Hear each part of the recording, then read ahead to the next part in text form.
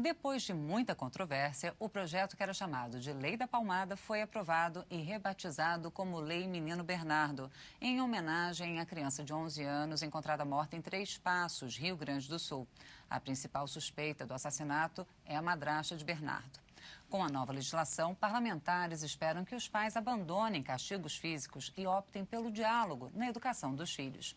Mas a deputada Rosane Ferreira, do PV do Paraná, quer que as escolas também sejam chamadas a participar no combate aos maus-tratos infantis.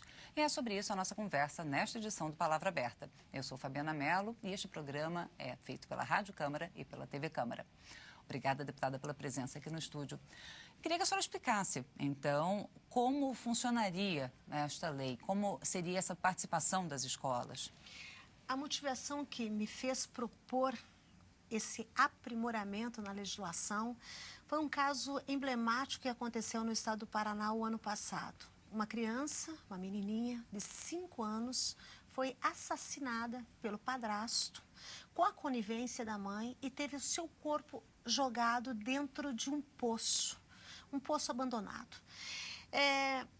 32 dias depois do fato ter ocorrido, um tio foi visitar a criança porque tinha uma data comemorativa e não a encontrou em casa.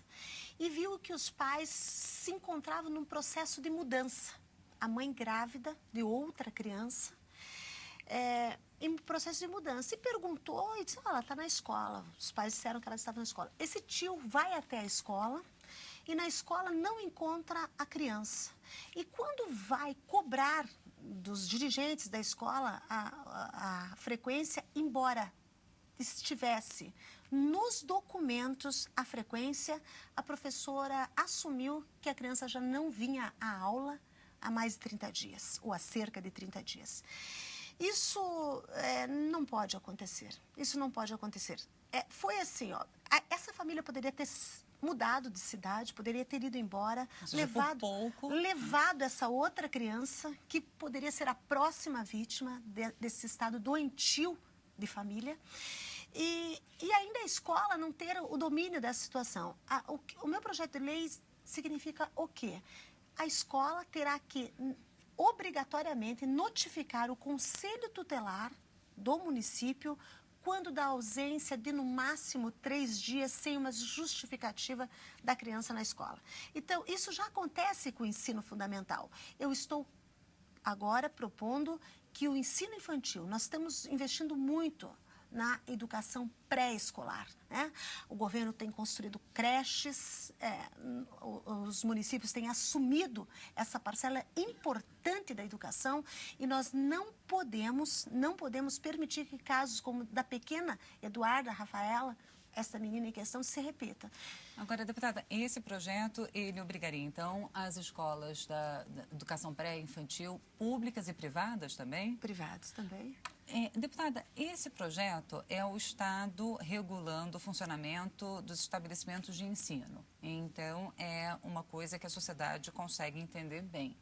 Agora, a aprovação do que era chamado Lei da Palmada, muitas pessoas têm tido uma certa resistência porque afirmam que é o Estado interferindo no ambiente privado, no ambiente familiar, em como os pais educam os filhos. Isto é sempre muito relativo. Primeiro, eu acho que tem que ficar claro, essa lei nunca foi a Lei da Palmada. Ela sempre foi uma lei que tinha como foco coibir os castigos físicos de forma cruel que são tão relatados todos os dias na nossa sociedade.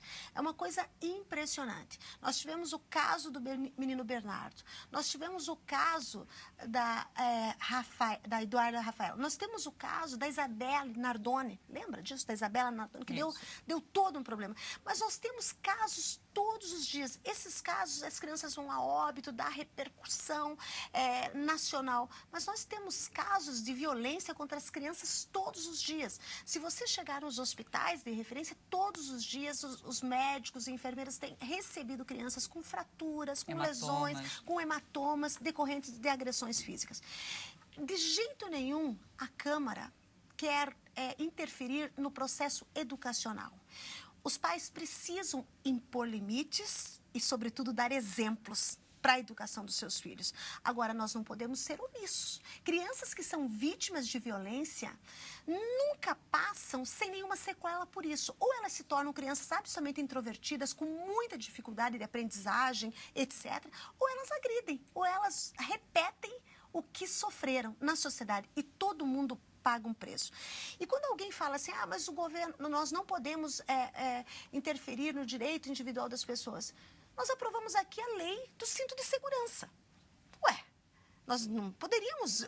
As pessoas têm o direito de andar sem cinto. Agora, quando se acidentam e vão para o Sistema Único de Saúde, onde toda a sociedade paga o preço, o Estado já tem que intervir.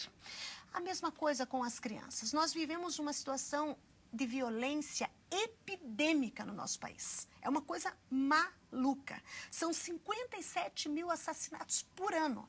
Nós temos 550 mil presos no sistema carcerário que não comporta esse contingente. Fora os mandados de prisão. Fora os mandados que não podem ser cumpridos. Então, o que eu digo? Nós temos que começar lá no começo, sabe? Eu começaria ainda antes. Nós temos 47% das crianças que vêm ao mundo sem nenhum planejamento. Vêm ao mundo acidentalmente. Nós tínhamos que começar lá, na educação para o planejamento familiar. E depois na educação para exercer o teu poder, o teu direito de ser mãe e pai. Mãe e pai. Isso é também muito importante, porque os pais, o homem, tem que fazer o papel na educação desses filhos. Então, os limites são importantíssimos. As crianças precisam de limites claros. Mas eu sempre digo que esses limites têm que vir com conversa, com discussão, com... Por que não você suprimir o acesso a um brinquedo que a criança gosta, dá mais trabalho, um castigo? Né? Deputada, dá mais trabalho, mas, não claro, dá? Porque o castigo físico, assim, às vezes os pais até brincam, isso dói mais em mim do que em você, porque você vai dar palmada, acaba ficando com a mão doendo. E quantas vezes, né? Quantos pais não repetem isso? Agora, a conversa, explicar o porquê não pode, ou porquê aquele castigo está sendo imposto, seja a supressão do brinquedo, ou não poder sair no final de semana, isso leva mais tempo e a criança vai questionar, não é mesmo? Eu acho que isso leva mais tempo, mas é o que faz o melhor efeito. E o grande lance é o exemplo. É o exemplo. Eu não tenho nenhuma dúvida. A minha mãe tem 4ª série primária. É uma pessoa muito simples. Eu tenho curso superior, uma especialização, uma pós-graduação. Mas as coisas que realmente fizeram sentido na minha vida, que fazem eu ter um norte e ter firmeza de caráter, eu aprendi com ela. E principalmente com os exemplos que ela me dava. E isso tem que estar claro na sociedade. As pessoas têm que entender. Quando você fala para o teu filho, toca o telefone, diga que eu não estou. Você está ensinando ele a mentir tudo para o resto da vida. Porque a hora que é vantajoso, eu disse que não estava e o pai levou a vantagem de não atender essa pessoa por esse ou aquele motivo. Começa a valer a pena. Diga que eu não estou. É um exemplo que eu estou usando, que está no dia a dia da gente, que a gente não se dá conta, que deseduca os nossos filhos. Eu vou dar outro exemplo. 95% dos menores que cometem acidentes de trânsito dirigindo carros, aprenderam a dirigir com os seus pais. Como é que é essa mensagem de que você ensina um filho de 12, de 13 a 14 anos a dirigir e depois diz, filho, não pegue no volante? Pois e quando o filho pega o carro de madrugada, depois fica de castigo. Nós saímos lá da questão. Agora, uma coisa eu quero deixar muito claro. Muito claro. Nunca se tratou da lei da palmada. Nunca se tirou dos pais o poder de educar os seus filhos, o direito de educar e o dever. Porque os pais têm dever de fazer dos seus filhos gente decente. Obrigada, deputada. Eu conversei com a deputada Rosane Ferreira, do PV do Paraná, sobre a aprovação da Lei Menino Bernardo, que proíbe castigos físicos e punições cruéis a crianças e adolescentes. Obrigada também a você que nos acompanhou até agora. Lembre-se, você pode conferir novamente esta entrevista ou as demais do Palavra Aberta na internet. Nosso endereço, noticias.câmara.leg.br. Eu sou Fabiana Mello e espero você em uma outra oportunidade. Até mais.